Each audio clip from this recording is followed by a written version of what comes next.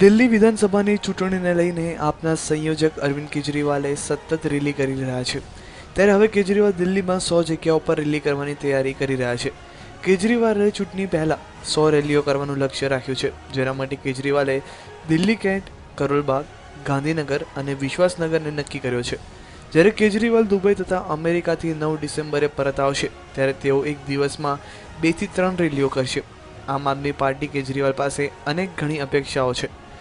પક્ષની માંગ છે કે સભા નાની હોય કે મોટી, પરંતુ કેજરીવાલનું સંબોધન મહત્વનું છે અને સૌની નજર કેજરીવાલ પર મંડાયેલી હોવી જરૂરી છે. મનાઈ રહ્યું છે કે આપ દ્વારા જે રેલીનું આયોજન કરવામાં આવશે તેની થીમ છે 5 સાલ કેજરીવાલ. આ સાથે પક્ષને વિશ્વાસ છે કે કેજરીવાલની આગેવાનીમાં બહુમતી સરકાર બનશે. Bureau report, news online.